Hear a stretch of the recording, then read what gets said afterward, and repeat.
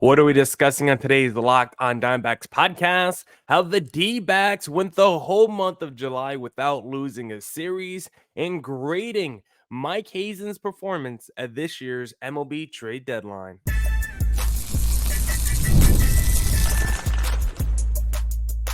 You are Locked on Diamondbacks, your daily Arizona Diamondbacks podcast, part of the Locked on Podcast Network, your team every day. Welcome into the Locked on Diamondbacks podcast, part of the Locked on Podcast Network, your team every day. This episode is brought to you by Prize Picks, the easiest and most exciting way to play daily fantasy sports. Go to prizepicks.com/lockedonmlb and use code all lowercase LOCKEDONMLB for a first deposit match up to $100. I'm the host of this podcast, Millard Thomas. I'm a multimedia journalist and I'm a graphic designer, so please go check out my website, millardthomas24.myportfolio.com. I'm there to see all my latest work, from my packages to my articles to my photos and my graphic design. On today's Locked on Diamondbacks podcast, we'll be talking about how the D-backs did not lose one series in the month of July, how the new pieces from this year's deadline fit with the team, and grading this year's deadline. Thank you for making Locked on Diamondbacks your first listen every day. I would not be able to do this podcast without you, my loyal listeners, sharing, subscribing, reviewing, doing all that so I could do this podcast for you. Thank you. It's free. It's available on all platforms, so please continue to tell your friends. And one of those platforms is YouTube. Please hit subscribe to Locked on Diamondbacks on YouTube. Now, before we get into all the trade deadline reactions, I first want to talk about this D-backs team and how they're playing, because last night's D-backs victory was insane. 17-0 shutout. One of the most lopsided victories in D-backs franchise history, tied the franchise record from earlier this season. If you can go find that box score with hits, 22. D-backs offense was phenomenal last night. You look up and down the lineup. Not only did, I believe, let me double check, every starter who played last night got a hit for the D-backs. And you know what's even crazier? Two of the three guys they brought off the bench to pinch hit not only got hits, but also RBIs. Both Pavin Smith and Millard Thomas got hits and RBIs off the bench. Jose Herrera was the only guy who didn't get a hit. And even he was able to get on base via the walk. Like, it was a complete team effort offensively last night. And the man who is, tearing it up the most, who has been tearing it up the most the whole month of July, Eugenio Suarez, who is all the way locked back in. This is the man the D-backs traded for. We knew that he had power and we knew he was going to strike out a lot, but we were okay with the good and the bad. I always said on the podcast entering the season, if Eugenio Suarez can give us a year like he had in 2022, near 30 home runs and lead the league in strikeouts, like, I would have taken that as a D-backs fan. I always knew he was a strong defender, had power, and struck out a ton. That was kind of his big three pillars. So it was always like, if he could hit 25 to 30 home runs and play good defense at third base, I'm okay with 180 to 220 strikeouts he's going to have over the course of a season. But those first, 75 games this year, Eugenio Suarez was so bad for this D-backs team. Offensively, he did absolutely nothing pre-July. No power, not being an offensive contributor. Like, April through June, he had about a 600 OPS, about a 200 batting average. He had 6 home runs prior to July. Now, in the month of July, Eugenio Suarez, 10 home runs. He almost has as many RBIs this month as he had the entire season. 27 ribbies this month. He's been crushing it for the D-backs. Over 1,100 OPS, over 320 average. Eugenio Suarez has been crushing it for the D-backs. And last night, 3 home runs for Eugenio Suarez. And every ball just absolutely cranked. Like, immediately off the bat for Eugenio to bomb. And it felt like earlier in the season when he hit home runs, it was always like, oh, is that one going out? It'd be like 380 feet, like 95 mile an hour exit velocity. It'd be like, ooh, that just barely got out of here. But now Eugenio Suarez absolutely cranking it at the plate, and he was the MVP in last night's D-backs efforts, and he's been crushing it the whole month of July. D-backs 9 for 17 with runners in scoring position last night. The offense was just incredible. Ryan Nelson himself, we also have to give him a round of applause because Eugenio Suarez has been the name in the lineup in the month of July. He's been crushing it, right, offensively, but the pitcher that has stood out this month for the D-backs, it's been Ryan Nelson. We know Brendan Pfaadt and how he has really emerged this season, has been a lot better than what he was as a rookie, but right now in the month of July, I think Ryan Nelson is the story because he has struggled a lot during his D-backs tenure. Last season, he was not very good for the D-backs. After coming off a strong finish to his rookie year, we thought maybe last year he had a real chance to do something with his organization, and he just did not develop the way we wanted him to.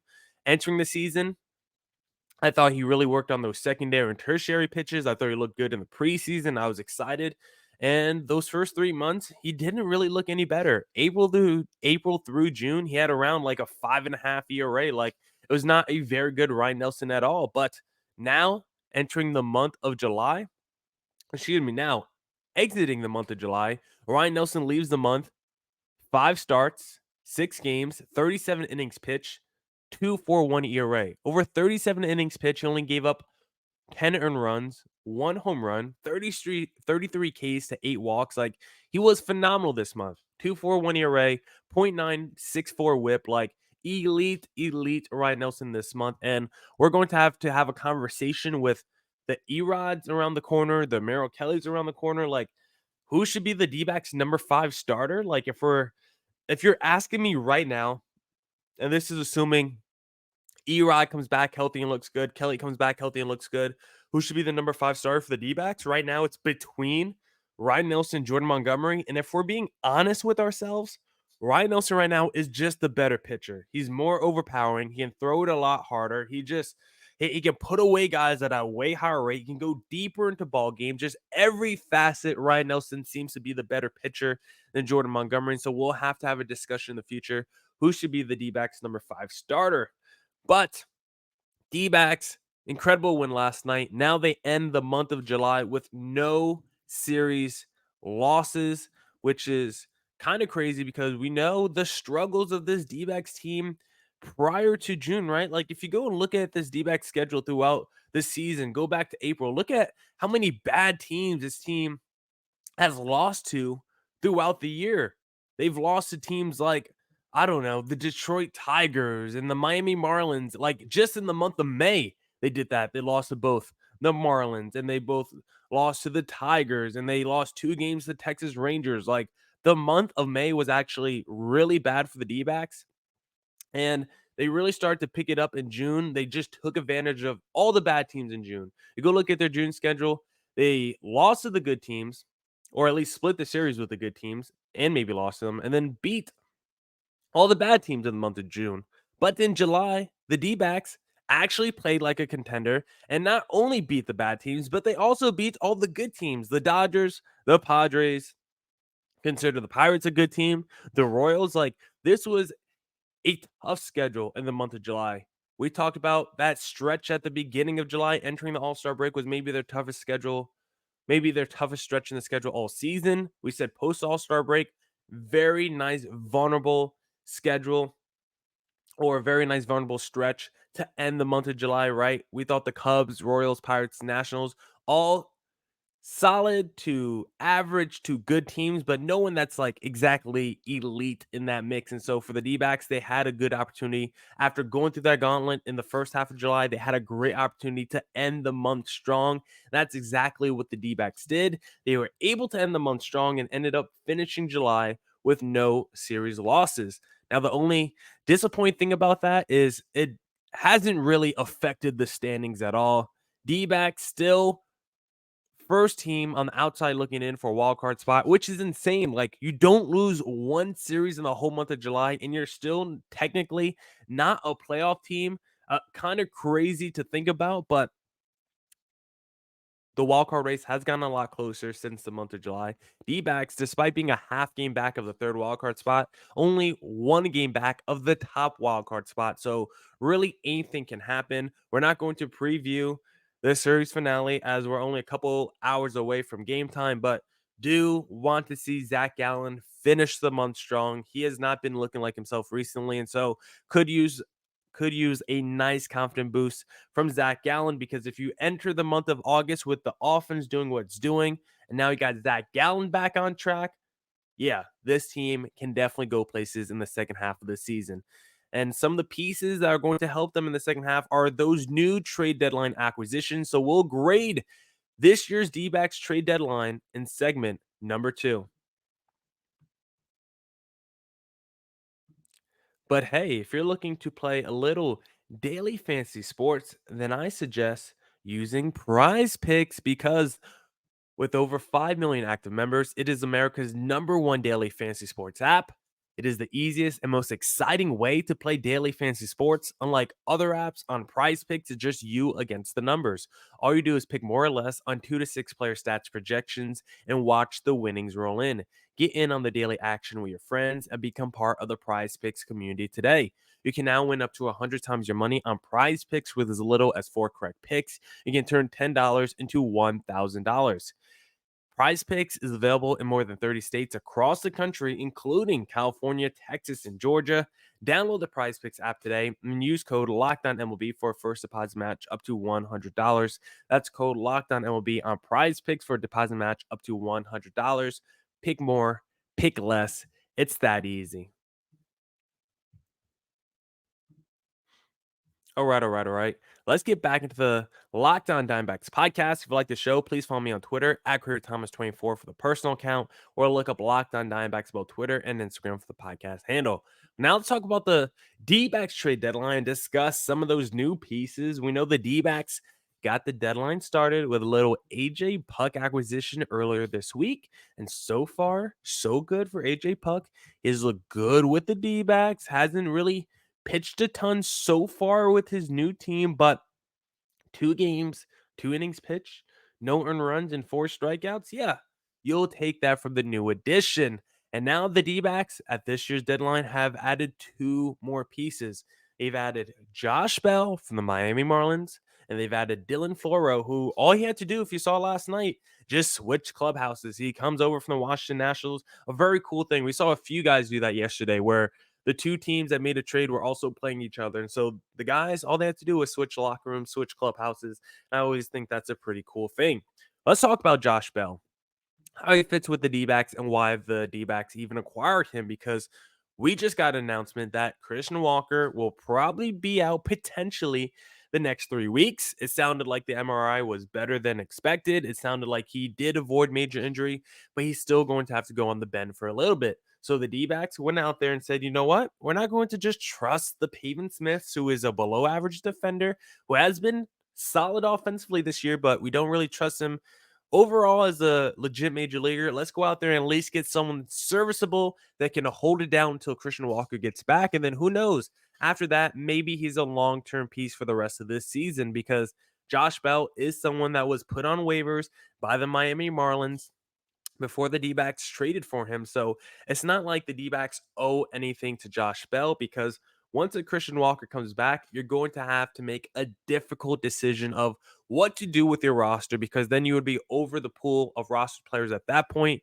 unless he comes back in September, I guess, where maybe your roster opens up a little bit. I don't know. We'll have to have that discussion as the time gets closer. We don't have to do that today. Who should go if Christian Walker comes back? Who needs to be cut? Does Josh Bell need to get cut? Do we have to look at demoting one of the outfielders? Like, we don't have to have that discussion today. We can keep it light and positive and just talk about how Josh Bell fits with his D-backs team, because going forward, he will probably be the first baseman for at least the next 3 weeks or Christian Walker out. And Josh Bell is really an interesting guy, because he's a not platoon player. He's a switch hitter, so he can platoon on either side of the plate. And I think that's what makes him so enticing. One of the big reasons why the D-backs did this trade, because assuming Christian Walker does come back and you want to keep Josh Bell, now you at least have a guy that you could spell for Christian Walker if you really want to, that could play from the left side of the plate, which I do think is a little enticing for the D-backs. Pavin Smith could do that, but I think Josh Bell is better in that situation. And this is a guy who is the trade deadline king. The last 3 seasons, Josh Bell has been traded at the deadline, and he has helped the teams who have acquired him. You go back and look at the Padres in 2022, the regular season, Josh Bell did not produce. He only had a 192 average and a 587 OPS in the next 53 games when he was acquired by the Padres. But you look at his postseason stats against the Phillies in 2022 in the NLCS, a 353 average, 941 OPS. He was 6 for 17 with a home run and 3 RBIs. He's been a good postseason player throughout his career. 295 average and an 811 OPS in his postseason career. He's 13 for 44. He's been good in the playoffs. I think that's one of the enticing reasons why the D-backs acquired him, because he's been a good postseason player. And this is also a guy who's used to being on a new team, new organization every single season. Last year, it was the Marlins who acquired him at the deadline. And the second half, he really helped them get into the postseason. Over 800 OPS in the second half of the season, 11 home runs in the last 53 games. So we know this is a guy that could get hot for a half season. If he could do that with the D-backs, like, that's a dude potentially that can provide a lot of, maybe some. This is a guy that could potentially provide some more pop for the D-backs, maybe on the left side, maybe on the right side. Like, that's a great thing about Josh Bell. He can platoon on either side of the plate as a switch hitter. And when you look at the numbers, it really doesn't matter which side. Like, his numbers are kind of equal against both righties and lefties, like kind of the same home run rate, kind of the same average in OPS. Like, he's basically the same dude against both pitchers this season. And so you really don't have to worry about Josh Bell from either side of the plate. He's kind of the same guy on both sides. And the numbers for him this season, not jumping off the page, right?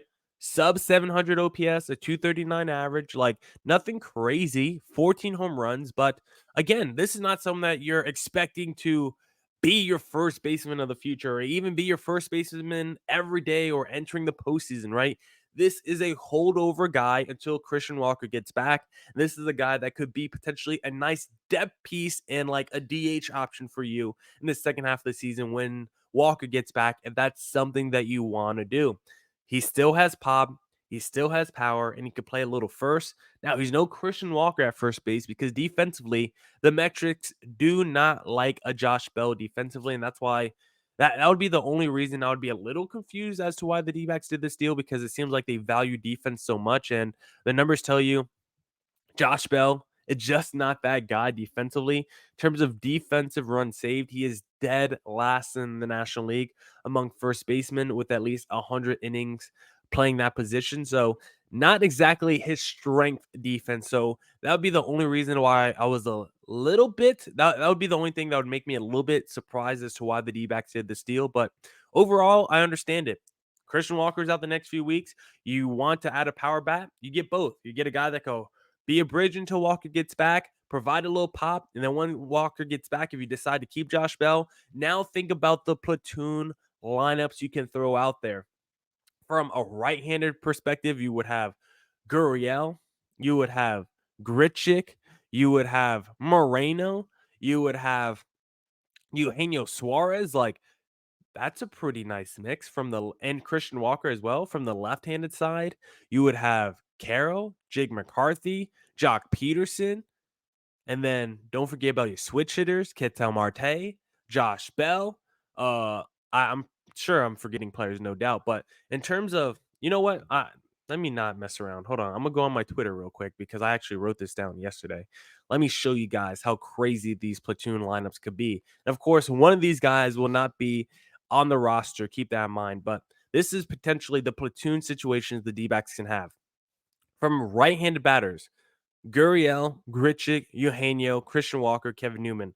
Left-handed batters, Carroll, Alec Thomas, Jig McCarthy, Jock Peterson. And then switch hitters, Josh Bell, Ketel Marte, Domo, and Herrera. And also Gabriel Moreno, also right-handed bat. But think about that balance. You can literally throw out entire lineups where guys are either all hitting from the right side or guys are all hitting from the left side. And I think that just really important, actually, as you're going forward, having that versatility, having guys that could go up there and be matchup strengths as you get into the second half and as you get into the postseason.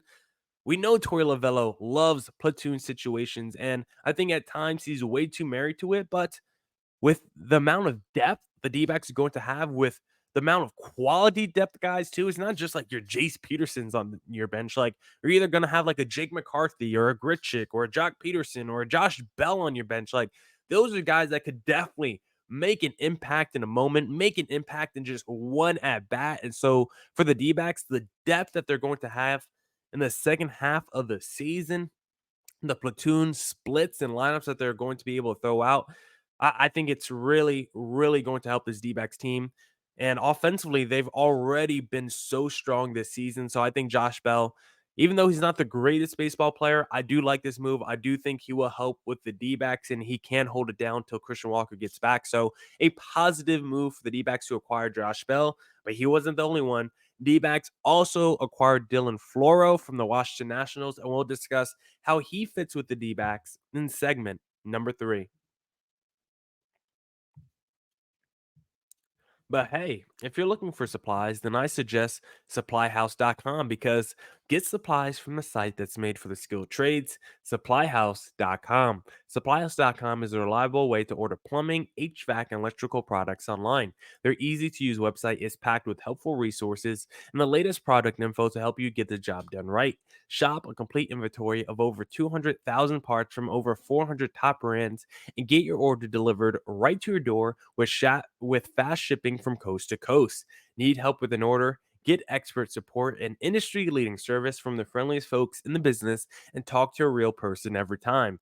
Pros in the skilled trades can get a competitive edge by joining supplyhouses.com's free Trade Master program. Every Trade Master gets access to a dedicated phone line, free shipping, and discounts on every order. Join the thousands of trade pros already benefiting from their free membership at supplyhouse.com/TM and order plumbing, HVAC, and electrical supplies from anywhere with just a few clicks at supplyhouse.com. All right. Let's get back to the podcast and discuss Dylan Floro now to the D-backs because it wasn't just Josh Bell and AJ Puk, but the D-backs have now really rounded out their bullpen by going out there and getting Nationals reliever Dylan Floro. And I really, really like this move by the D-backs, not just because we did get a quality reliever in Dylan Floro, who's nothing like insane. Like he's having a good season, 2.06 ERA this year.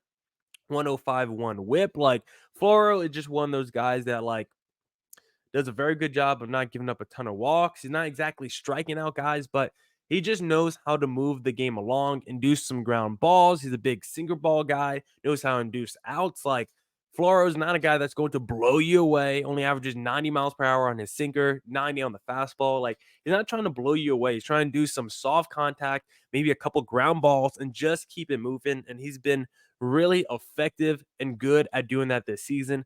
47% of the time he's throwing that sinker ball pitch. So he's really trying to do ground balls, and he's been doing it at a very good rate this season. If you look at Floro's ground ball rate this year, let me see. I have it pulled up right here. Floro, 45.7% ground ball rate.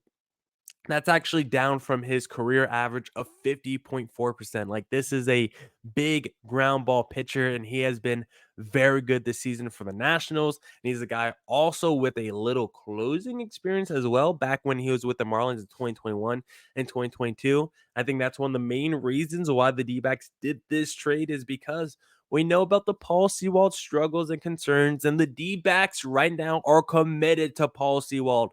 He's not going anywhere. He's going to be the D-backs closer for right now. But if you're telling me over the next 2 to 3 weeks, if Paul Sewald continues to look shaky, continues to blow saves, the D-backs are not going to have a discussion about Paul Sewald's role with the D-backs, I think they will. And I think Dylan Floro's one of those guys where if the D-backs did want to make a change at the closer position, Floro could go out there and do the job. And I think that's one of the reasons why the D-backs did that. It's a little Paul Sewald insurance in case he goes kerplumps in the second half of the season.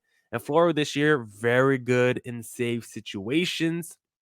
If you look at his splits this year in save situations, he has a 1.93 ERA, 2 earned runs over 9.1 innings pitched. Very strong in those situations. Now, the concern for Dylan Floro, if you want to have one, because he's pitched for the Nationals, he has not been a lot of high leverage games. And so when you actually look at his numbers in the high leverage moments, not the best. 349 average, 871 OPS. So hopefully coming to a winning organization, being in better situations, hopefully it raises and elevates his game so the numbers don't look that bad in high leverage moments. I think Floro overall will be okay because the biggest thing to me personally, why I love this trade, not just because it's a little Paul Sewald insurance, but it raises the floor of the bullpen. The D-backs have now DFA'd Miguel Castro. Bye-bye Castro. That is the biggest win from this deal. Not the fact that we got Sewald insurance, not the fact that we added another quality reliever to the pen, but the fact that we added a quality reliever and got rid of Miguel Castro, because now you look at the D-backs pen and you can at least make an argument. Everyone is at least decent. Maybe not everyone is great. Maybe not everyone is elite, but there's not a lot of guys holding you back in the bullpen right now. Paul Sewald, I know he's been shaky. He's still at least average at the very worst. Bryce Jarvis, solid, good this year. Actually, very good this year. Maybe not very good, but really good. How about that? Kevin Ginkel, great. Ryan Thompson, great. Mantiply, shaky, but again, is he the worst reliever in baseball? No, like Mantiply's fine. I don't love Mantiply, but he's a decent lefty. Justin Martinez. He also got Floro now. Like, that's 7 guys who I just named. Like, this D-backs team. Oh, AJ Puck. Like, that's 8 relievers now. Like, of those 8 guys, is Joe Mantiply now the worst reliever in the pen? Is your closer now the worst reliever in the pen? Like, that's 8 dudes that you at least feel decent about. There's no option now where if the D-backs go down 5 or 6 runs early, where it's like, oh, here comes Castro now because the D-backs can see in the game, or here comes Scott McGuff. Like, no, now, if the D-backs go down 5 or 6 runs, you're seeing the Mantiplies, you're seeing the Jarvises. Like, those are the worst D-backs pitchers now, which is insane to think about. So, I love the floor move, mostly because it just raises the floor of this D-backs bullpen, and Miguel Castro is no longer there. So, I think that was a very, very good move by Mike Hazen in the front office. And if we have to grade this D-backs deadline, I think I'm going to give it a B. I could give it a B plus potentially, but I don't think there was any major splash plays. It wasn't like last year when the D-backs were desperate for a closer. Then they got their closer and they were really needed one more corner outfielder. Then they got Tommy Pham. This D-backs team was already pretty good entering the deadline. Like I said on podcast, the D-backs didn't really need to make a move for me to feel good, but they went out there, got 2 relievers to really shore up the pen, and got some Christian Walker insurance where you probably wouldn't have even done the Josh Bell deal if Christian Walker never left the game. So to me, the deadline really came down to adding 2 relievers, and that's why I think it's a B. That's very good acquisitions.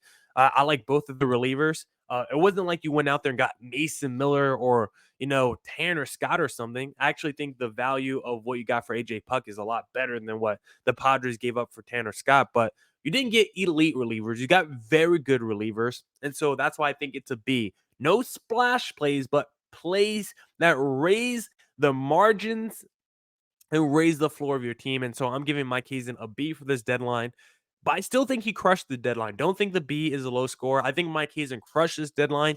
He is once again, him and the rest of the front office, proving to us, D-backs fans, that they are all committed to building this organization and trying to win a championship this season and in the very near future. We saw the moves last year, cutting the dead weight, improving the team at the deadline. Then they spent the money in the offseason. And once again, the D-backs front office is doing it. They said this team still has holes. Mike Hazen was talking on the broadcast last night about how the pitching was a huge issue for the D-backs last year in the postseason. Well, this year, you got the bullpen, you got depth in the rotation, you got your third baseman, which was a huge issue last year, right? Evan Longoria was a statue in the second half of the season. Well, Eugenio Suarez has come alive in the second half of the year. And Corbin Carroll and Zach Gallen, those are basically the only 2 pieces that I really need to hit for the D-backs in the second half of the year. I guess the rest of the rotation too to get healthy, but we need the 2 pillars in both the rotation and the lineup to get going. It's insane how the D-backs have been so good this month. Meanwhile, the 2 faces of the franchise, Zach Allen and Corbin Carroll, have not looked themselves. So if the D-backs can turn those 2 guys around, uh, the I don't even know what to say. Watch out for this D-backs team in the second half of the season. Now, that's it for this edition of the Locked On Diamondbacks podcast. Come back tomorrow for more Diamondbacks news coverage and insight. And as always, stay safe, stay healthy. Doses.